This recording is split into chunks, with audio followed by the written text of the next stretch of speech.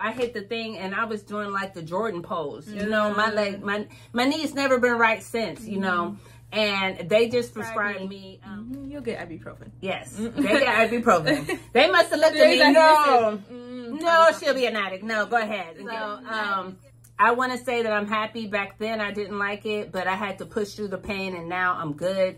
You know, I just have to be careful on that knee. But happy that they didn't prescribe nothing harder, because who knows? I probably wouldn't even be doing this video right now. It might be a video a while, but I might not like it. You know what I'm saying?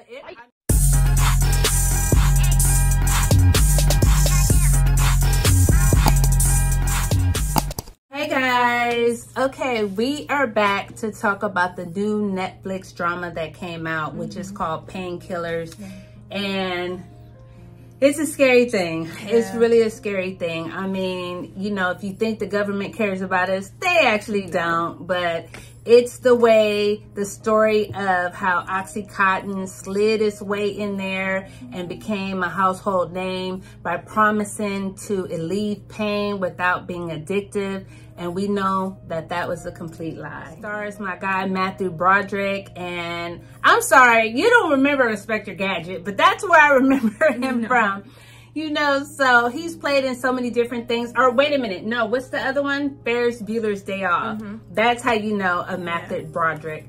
And I also know because he's married to the girl from Sex and the City. So anyway, Sarah Jessica Parker. But anyway, he plays the villain in this because he basically just wanted to make money.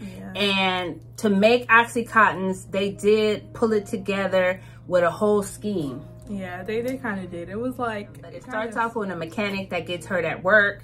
Yeah, so basically he gets hurt at work and they prescribe him, like, they're like, oh, this new medicine, so we're going to put you on that. And then he just... I had a knee injury. I hurt my knee in Las Vegas. I was... I don't want to say, because you're going to be like, she's bad. She was climbing the fence. What happened was, and I was at a friend's house, and on her side of the fence, it was like this tall. But on the other side, it was a full-length fence. So I just throw my leg over the side. I mean, come on, we see next Friday. It was that easy with Ice Cube. Exactly. I throw my leg over and then bow. I hit the thing, and I was doing like the Jordan pose. You know, my knee's never been right since, you know. And they just prescribed me. You'll get ibuprofen. Yes, they get ibuprofen. They must have looked at me. No, she'll be an addict. No, go ahead. I just get ibuprofen. You know what I'm saying?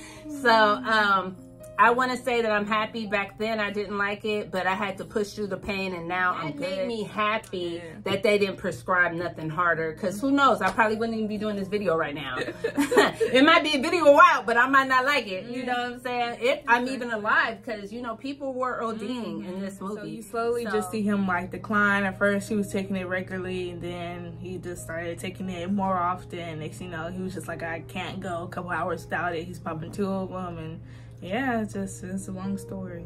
Yeah, I mean, we hear about it all the time. You were prescribed this for back pain, for knee pain, for whatever. And they ended up being hooked on it. And the reason why is because they said that it was not addictive, which it was. It was made with a little bit of heroin in it.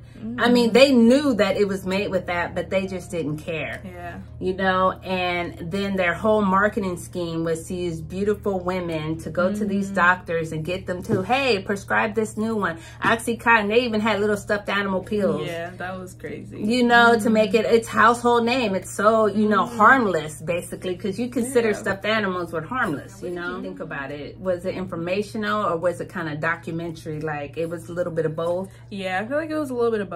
It was pretty informational to see how like these big businesses just like push out everything like that essentially isn't good for us, but they're just like, okay, well, like he worked the gimmick of like, oh, people trust their doctors, so no matter what, like what you give them, you better look it up yourself. So they were just trusting them to give them like harmless drugs, basically, which were playing a whole bunch of things. She worked for the Department of Justice, and she was out to find the truth. She was relentless. I mean, her character, I would have been scared of her.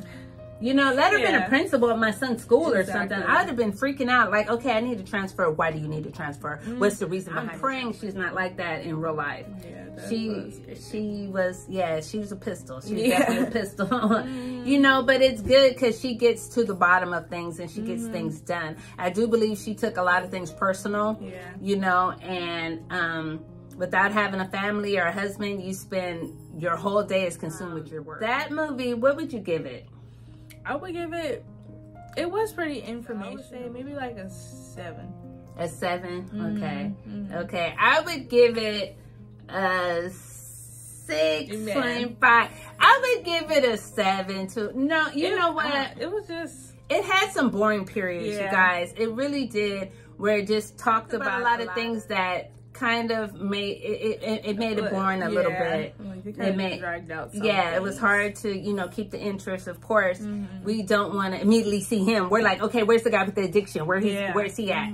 You know, but it did keep hopping in between that, and I definitely think it is a must watch, you know, because I always wanted to know, how did the opioid, you know, epidemic start? They always say, oh, well, it started with this, but it's really messed up, you know, it's really messed up to do that to people. Because I can really say how them pills took over this whole generation right now, which is really, I just think it's a good one to watch. All right, until next time, we'll see you then. Bye.